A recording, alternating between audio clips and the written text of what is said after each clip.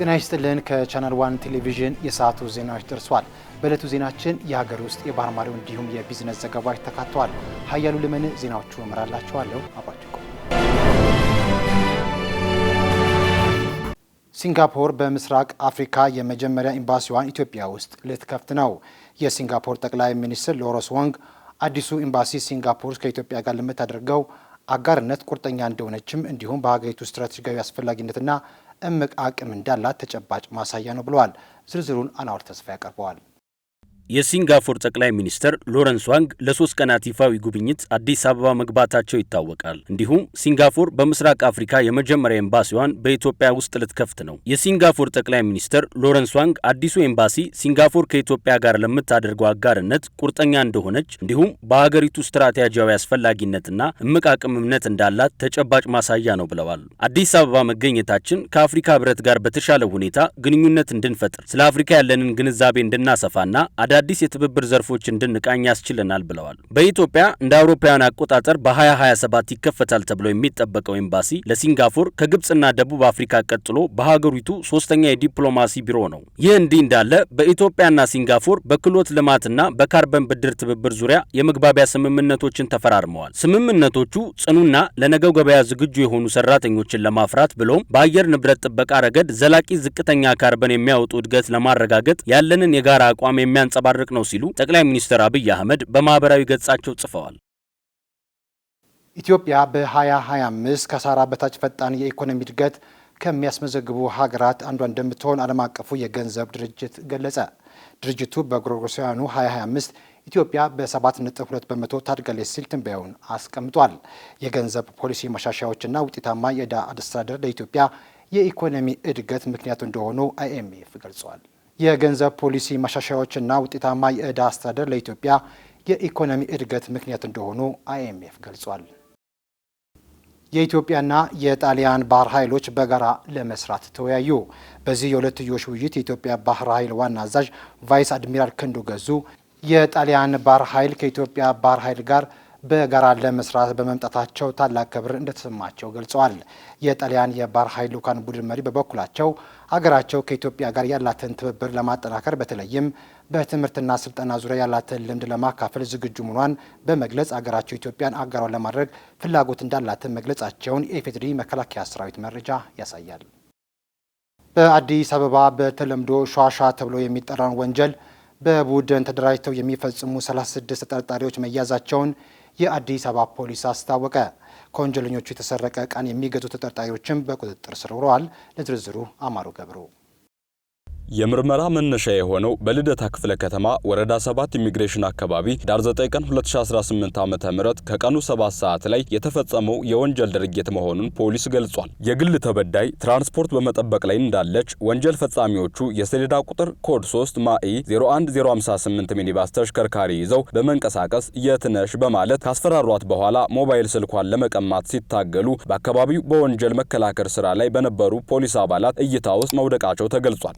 ፖሊስ እይታ ውስጥ መውደቃቸውን የተረዱት ተጠርጣሪዎቹ የግል ተበዳይን ገፍትረው በመጣል ለማምለጥ ቢሞክሩም ተጠርጣሪዎቹን እስከ መጨረሻው በመከታተል አራቱንም በቁጥጥር ስር ማዋል ተችሏል። ፖሊስ በቁጥጥር ስር የዋሉትን ተጠርጣሪዎች መነሻ በማድረግ በተደረገ ሰፊ ምርመራ የማስፋት ተግባር የወንጀል ድርጊቱን የሚመራና የሚያስተባብር ቡድን እንዳለ እንደደረሰበት አስታውቋል። የወንጀለኛ ቡድኑን በቁጥጥር ስር ለማዋል በተደረገ ክትትልም በጉለሌ ክፍለ ከተማ አዲሱ ገበያ አካባቢ ስምሪት የሚሰጡ 11 ግለሰቦች ሊያዙ ችለዋል ብሏል። ለወንጀል ፈጻሚዎቹ ስምሪት በሚሰጡ ቡድን ላይ በተከናወነ ሌላ ጠንካራ ምርመራ የማስፋት ተግባርም በቡድኑ ስምሪት የተሰጣቸውን 8 ሌሎች ወንጀል ፈጻሚዎችን በሰሌዳ ቁጥር ኮድ 3B AA 55902 ሚኒባስ ተሽከርካሪ በመጠቀም የሿሿ ወንጀል ለመፈጸም ሲንቀሳቀሱ በልደታ ክፍለ ከተማ በተለምዶ ኮካ እየተባለ በሚጠራው አደባባይ በቁጥጥር ስር ውለዋል። ፖሊስ ምርመራውን በማጠናከር ባደረገው ክትትል ተመሳሳይ የወንጀል ድርጊት ለመፈጸም ስምሪት የተሰጣቸውን በኮድ 3 AA 96708 አራዳ ክፍለ ከተማ እንዲሁም በኮድ 3 ኦሮ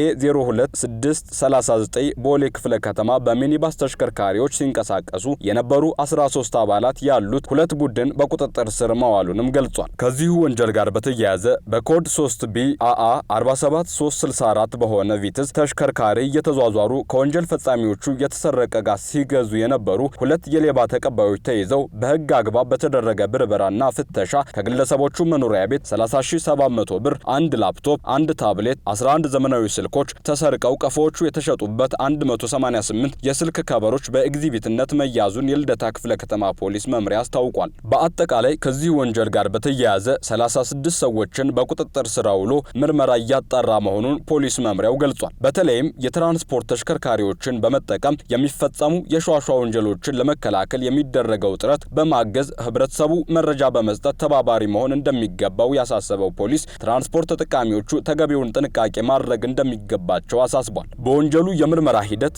አንዳንድ የተሽከርካሪ ባለንብረቶች ሆን ብለው ተሽከርካሪዎቻቸውን ለወንጀል ፈጻሚዎች እንደሚያከራዩ በምርመራ የተደረሰበት ሲሆን በግለሰቦቹ ላይ የሚያስከትለው የህግ ተጠያቂነት እንደተጠበቀ ሆኖ ወደፊት የተሽከርካሪያቸውን አይነትና የባለንብረቶቹን ስም ዝርዝር ለህዝብ ግልጽ እንደሚያደርግ የአዲስ አበባ ፖሊስ ጠቅላይ መምሪያ አስታውቋል። በዚሁ የወንጀል ድርጊት በቁጥጥር ስር ከዋሉ ተጠርጣሪዎች ጋር በተያያዘ ወንጀል ተፈጽሞብኛል የሚል ግለሰብ ልደታ ክፍለ ከተማ ፖሊስ መምሪያ በአካል በመቅረብ ማመልከትና መረጃ መስጠት እንደሚችልም ፖሊስ ጥሪውን አስተላልፏል። ኤልቬስ ኢንተርናሽናል ኢቨንትስ ከኔክሰስ ፋሽን ዲዛይን ጋር በመተባበር ከህዳር 19 እስከ 21 ለ3 ቀናት ያክል የሚቆይ ዲፕሎማቲክ የፋሽን ባዛር በዲኦፖል ሆቴል ለማካሄድ ቅድመ ዝግጅት ማጠናቀቁን አስታወቀ። በስነ ስርዓቱ ላይ የተገኘችው ባልደረባችን ሊዲያ ዝናቡ የሚከተለውን አዘጋጅታለች።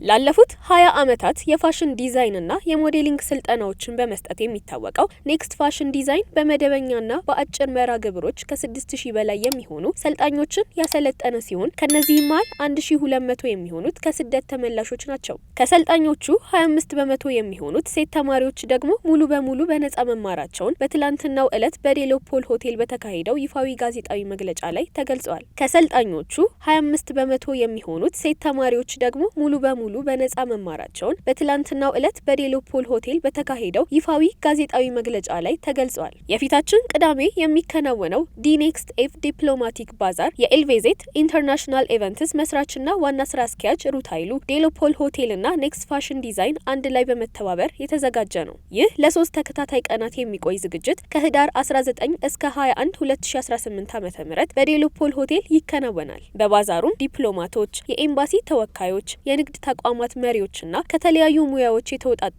አካላት የሚታደሙበት ሲሆን ዓላማውም ሴቶችን በማበረታታት አብሮ በመስራት ምን ማከናወን እንደሚችሉ ማሳየት ነው። በዕለቱ ስለሚኖረው መርሃ ግብር የኔክስት ፋሽን ዲዛይን መስራችና ዋና ስራ አስኪያጅ ሳራ መሐመድ እንዲህ ሲሉ አብራርተዋል። ኔክስት ፋሽን ዲዛይን ኮሌጅ በዚህ ዓመት ላይ በቀኑ ፕሮግራም ላይ በዚሁ ቀን ላይ ወደ 300 ተማሪዎችን ያስመርቃል። በመቀጠል ደግሞ በምሽቱ ፕሮግራም ላይ 20ኛ ዓመቱን በማክበር የማስተር ክላስ ፋሽን ማስተር ክላስ የሚባል በጣም ሾርት ኮርሶች አሉ። እነሱ ሾርት ኮርሶች ከእንግሊዝ ሀገር ማስመጣናቸው መምህራኖች የሰለጠኑ ተማሪዎቻችንን የነሱን ስራ ነው የምናየው። እነሱ ከሰለጠኑ ተማሪዎቻችን መካከል ብዙዎቹ ቢዝነስ ውስጥ የገቡ የራሳቸው ቢዝነስ ያላቸው ኦንላይን ማርኬት ያላቸው ናቸው። በዚህ ባዛር ላይ ይከናወናል ተብሎ በሚጠበቀው የሽልማት መርሃ ግብር ላይ የምስጋና ሽልማት የሚበረከትላቸው ተሸላሚዎች ስም ዝርዝር ይፋ ሆኗል።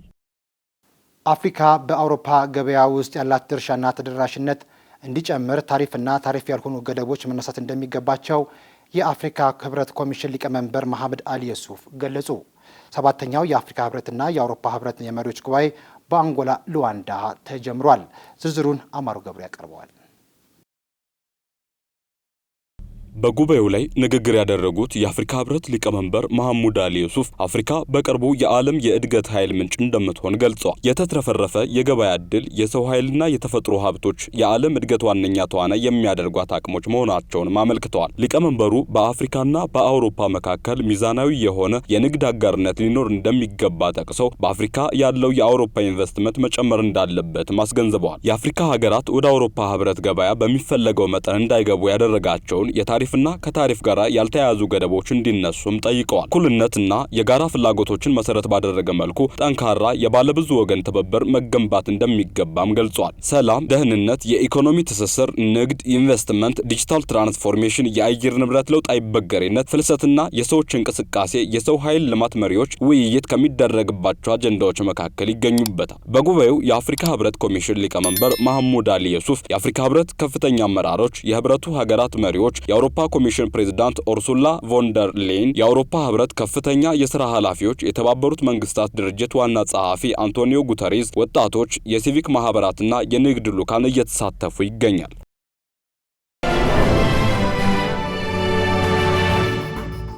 ወደ ውጭ ዜናዎቻችን አለፍን። የቻይናው ሰው መሳይ ሮቦት 3 ቀን በእግሩ በመጓዝ የዓለም ክብረ ወሰንን ያዘ። አጊቦት ኤቱ የተባለው የቻይና ሰው መሳይ ሮቦት ከሱዝ ወደ ሻንጋይ ቦንድ 3 ቀናት የሚፈጅ 106 ኪሎ ሜትር የእግር ጉዞ በማጠናቀቅ በጊነስ የድንቃ ድንቅ መዝገብ ላይ ሰፍሯል። 169 ሴንቲሜትር ርዝመት ያለው ሮቦቱ የትራፊክ ሕግጋትን በመከተል የከተማ መንገዶችና አውራ ጎዳናዎችን በማካለል በሁለት እግር በመንቀሳቀስ መቻሉን አስመስክሯል። ሮቦቱ ከዚህ ቀደም ከተደረጉ የመሰል ማሽኖች የእግር ጉዞ ረጅሙን ርቀት መሸፈን የቻለም ነው። ለደንበኛ አገልግሎት ተልሞ የተሰራው የቻይናው አጊቦት ኤቱ የቻትና ከንፈር የማንበብ ተግባራትን ያከናውናል ተብሏል። ከተጨነቁ የቤት እንስሳት አንስቶ እስከ መካነ አራዊት ውስጥ ያሉ እንስሳት ድረስ በሙዚቃ መረጋጋት ጀምረዋል።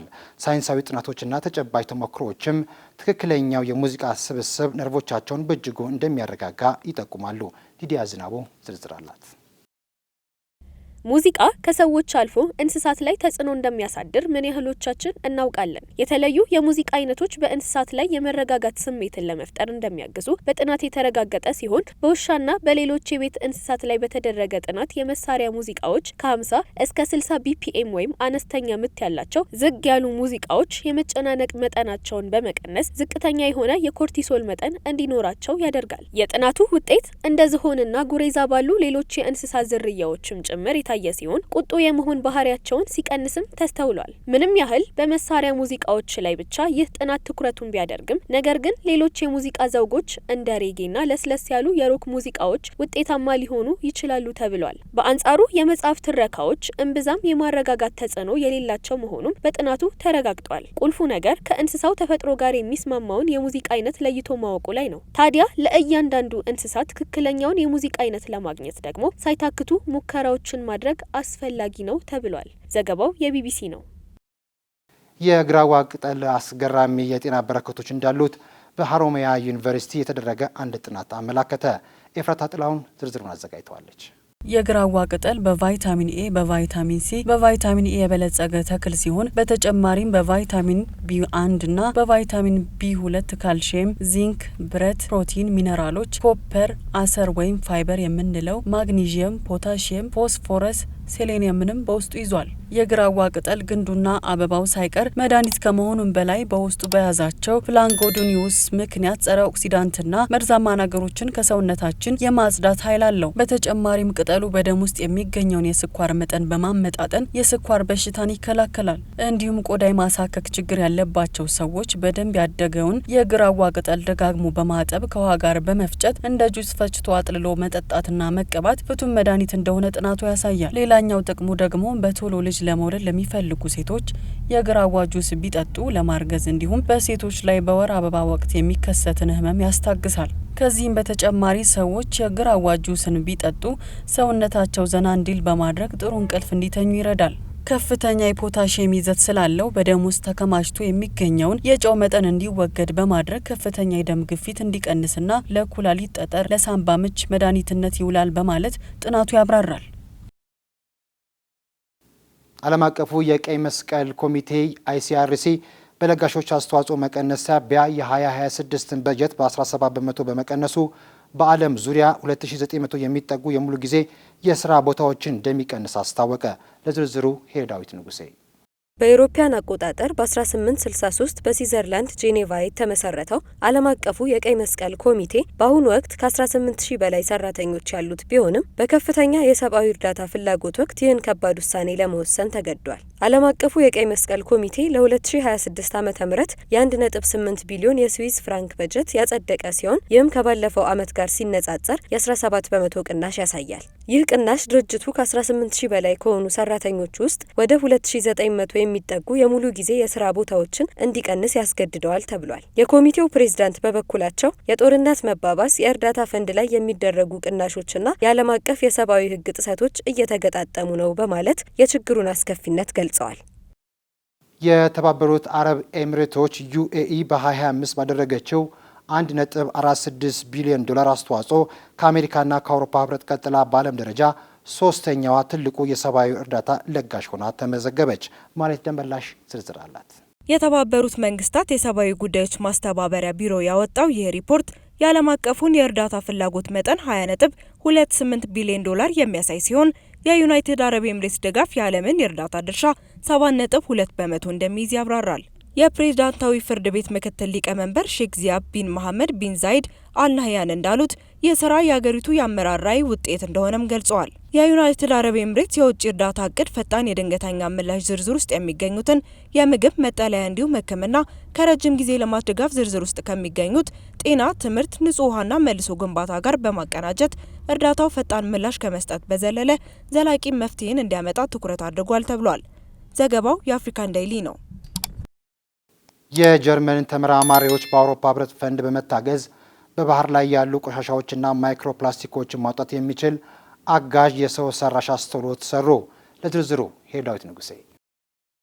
በአውሮፓውያኑ አቆጣጠር ከ1950 እስከ 2020 ባለው 32 ሚሊዮን ሜትሪክ ቶን ማለትም ወደ 200 ሺህ የአሳ ነባሪዎች መጠን ጋር የሚስተካከሉ ትንንሽ የፕላስቲክ ቁርጥራጮች በባህር ውስጥ እንደሚገኙ ተገልጿል። ይህም እስከ 2040 ባለው ወደ 76 ሚሊዮን ቶን ሊያድግ እንደሚችል ይገመታል። የፕላስቲክ ቁርጥራጮች የባህር አሳዎችን የሚቆጣጠሩ ከሆነ የሰው ልጅ አሳዎችን አጥምዶ በሚመገብበት ሰዓት አብረውት ወደ ሰውነቱ በመግባት የምግብ መፈጨት ስርዓቱን በማወክ የጤና ችግር የማስከተል አቅም አላቸው። በባህር ውስጥም የሚኖረውን የካርበን መጠን እንዲቀንስ ያደርጉታል። ይህም በዓለም አቀፍ ደረጃ አካባቢያዊ ስጋት እንደሆነ ተነግሯል። ታዲያ ይህንን ችግር ለመፍታት የጀርመን ቴክኒካል ዩኒቨርሲቲ ሚዩኒክ ተመራማሪዎች ወደ ባህር ዘልቆ በመግባት ቆሻሻን ማውጣት የሚችል በሰው ሰራሽ አስተውሎት የታገዘ ሮቦት በአውሮፓ ህብረት ፈንድ በመታገዝ አቅርበዋል። ሮቦቱ የተገደበውን የውሃ ውስጥ እይታ በጥራት መመልከት መቻሉ ከትናንሽ ቆሻሻዎች በዘለለ እስከ 250 ኪሎ ግራም የሚጠጉ ቆሻሻዎችንም ማውጣት የሚችል መሆኑ ጥሩ ያደርገዋል። ዘገባው የሲኤንኤን ነው።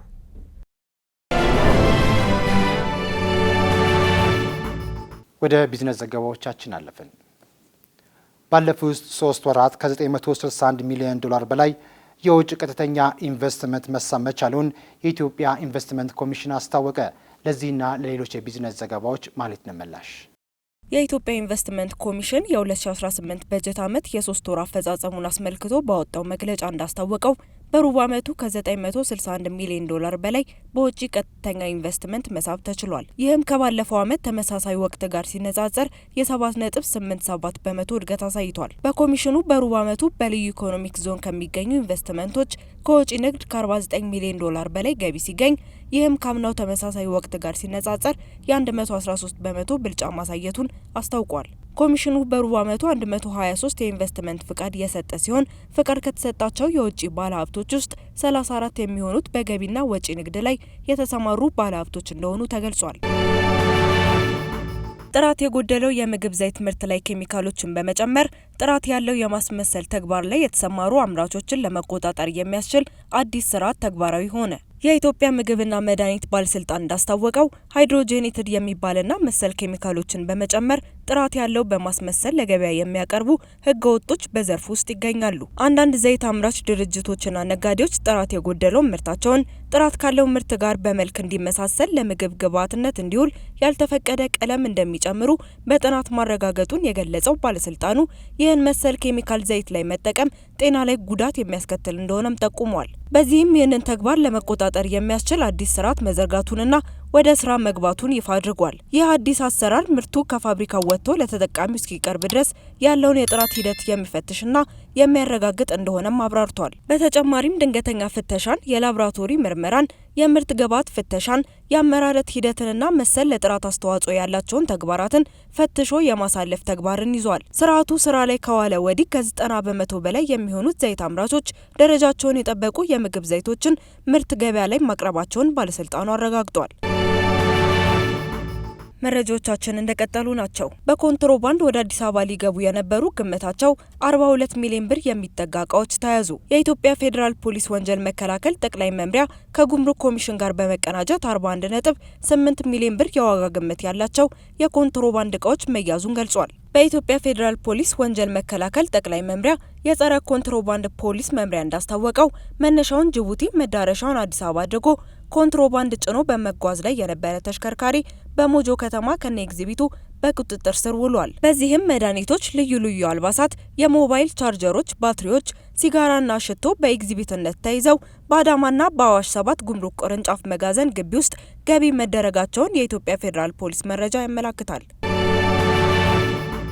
ኢቲስዊችና ማስተርካርድ በኢትዮጵያ ዓለም አቀፍ የክፍያ አቅሞችን ለማስፋፋት የሚያስችል ስምምነት ተፈራረሙ። በስምምነቱ ላይ የኢቲስዊች ዋና ስራ አስፈጻሚ አቶ ይለበስ አዲስ እንደገለጹት ስምምነቱ በኢትዮጵያ ዲጂታል ትራንስፎርሜሽን ውስጥ ትልቅ ምዕራፍ የሚከፍት ነው ብለዋል። ይህም የኢትዮጵያን የዲጂታል ክፍያ ስነ ምህዳር ወደ ላቀ ደረጃ ለማድረስና የሀገሪቷን ዓለም አቀፍ የፋይናንሻል ትስስር ለማጠናከር ያለመ መሆኑን ገልጸዋል። በተጨማሪም ስምምነቱ ዓለም አቀፍ ክፍያዎችን ለመቀበልና ድንበር ተሻጋሪ የንግድ ዕድሎችን ተደራሽነት ለማስፋፋት የሚያስችል መሆኑን አንስተዋል። የማስተርካርድ ኢስት አፍሪካ ማናጀር ሺሪ አሊ በበኩላቸው ኢትዮጵያ ከዓለም አቀፉ የክፍያ ምህዳር ጋር ያላትን ውህደት ለማፋጠን የሚያስችልና በዓለም ዙሪያ ደህንነቱ የተጠበቀ የዓለም አቀፍ ዲጂታል ኢኮኖሚዎችን ለማሳደግ ያለመ መሆኑን ገልጸዋል።